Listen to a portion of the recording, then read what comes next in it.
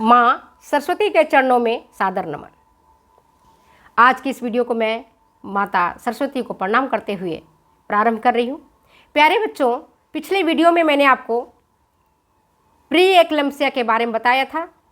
टॉक्सिमिया pregnancy क्या होता है, क्यों होता है, क्या इसके लक्षण हैं, क्या इसके संकेत हैं, कितने प्रकार के प्री एक्लेम्पसिया है, टॉक्सिमिया को कितने वर्गों में बांट सकते हैं,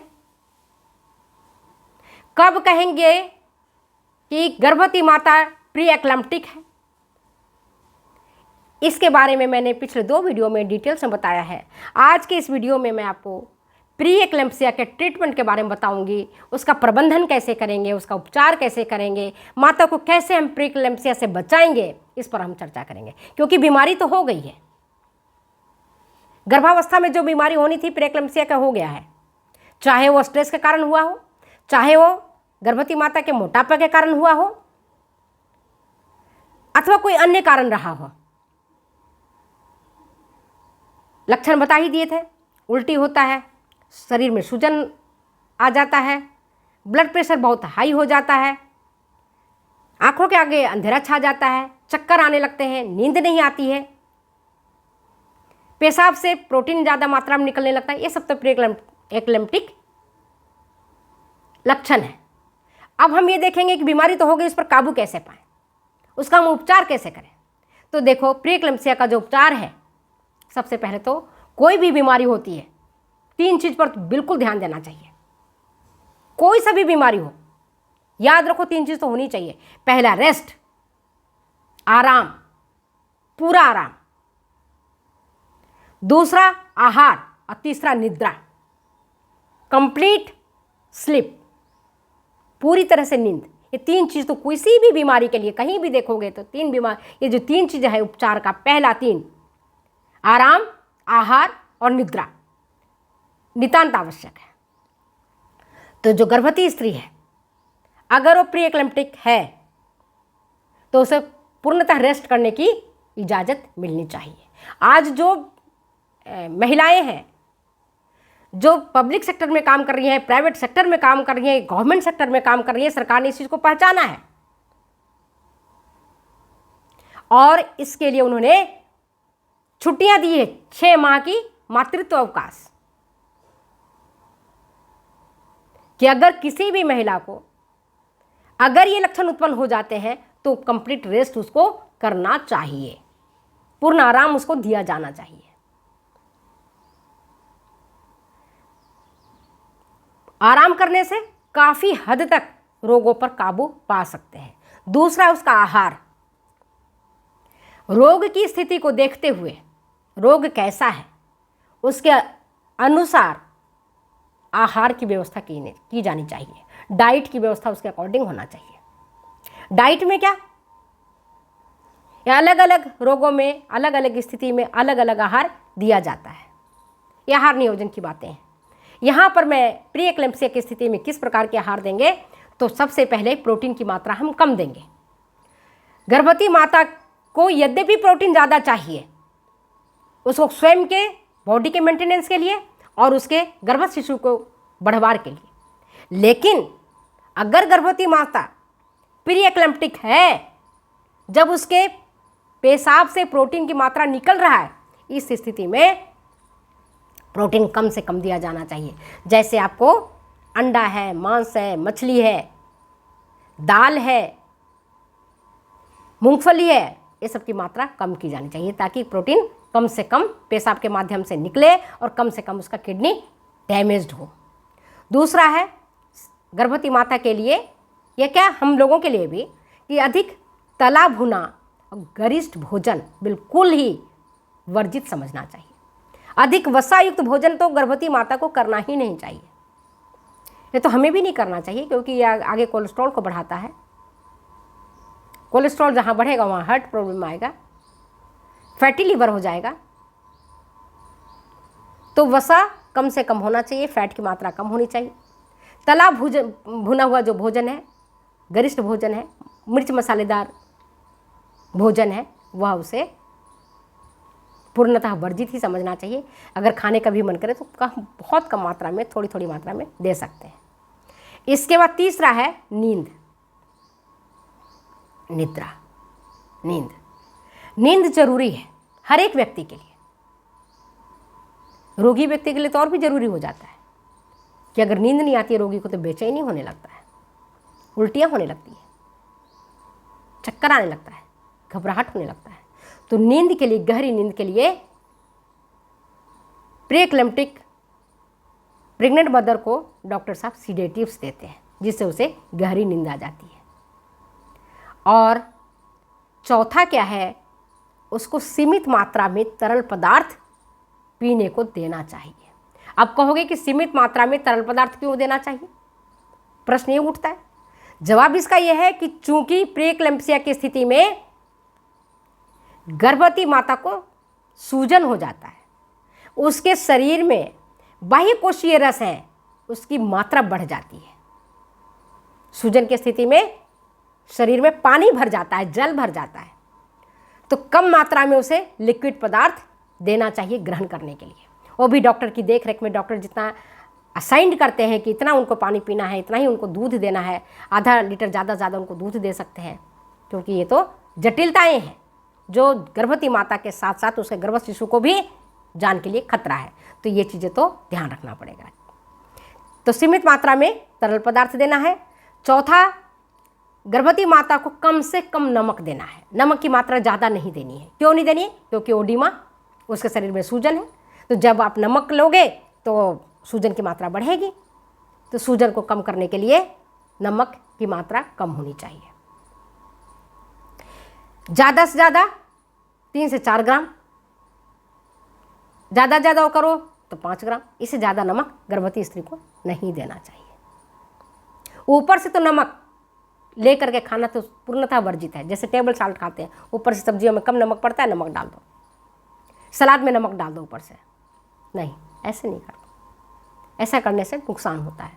टेबल साल्ट तो जहर ही है, समझो एक तरह से। टेबल साल्ट ऊपर से नमक लेकर के नहीं खाना चाहिए। और गर्भवती स्त्री के लिए तो जो प्रीएक्लेम्प्टिक है उसके लिए तो बहुत ही नुकसानदायक है, विषैला हो जाता है उसके लिए वो भोजन। इसके बाद मानसिक और शारीरिक तनाव से गर्भवती स्त्री को पूर्णतः मुक्त रहना चाहिए।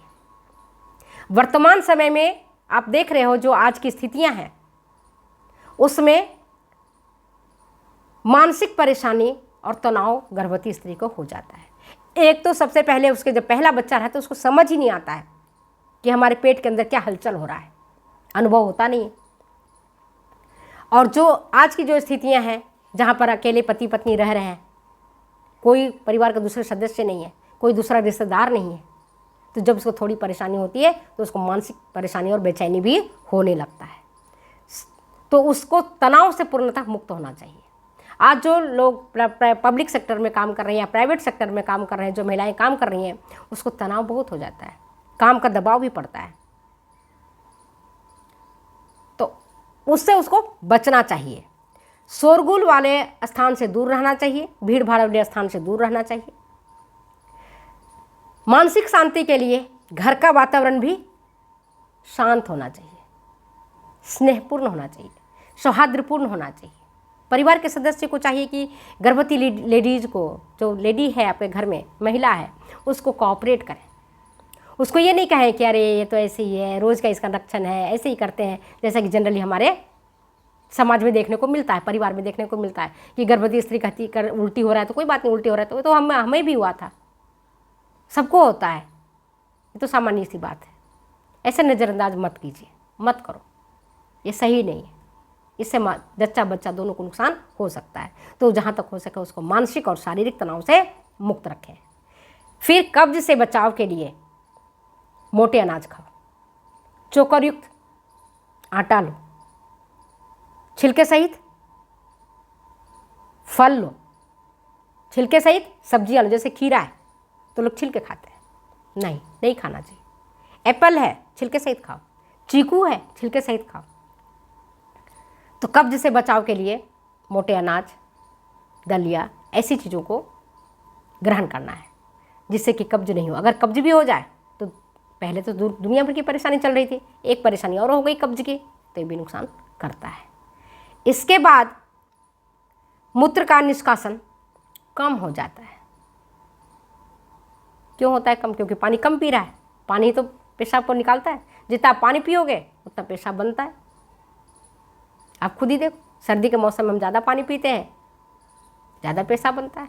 गर्मी के दिन में अगर कम पानी पियोगे पेशाब भी कम बनेगा, पेशाब में जलन भी होने लगेगा।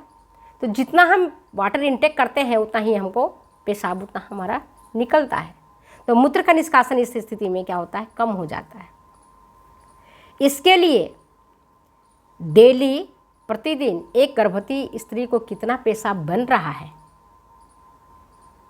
इसकी एक सूची तैयार करना चाहिए, और इस सूची के आधार पर उसे डॉक्टर से जब ट्रीटमेंट कराओ तो डॉक्टर साहब बताते हैं कि प्रतिदिन यूरिया का 24 घंटे में आपका कितना पेशाब निकलता है।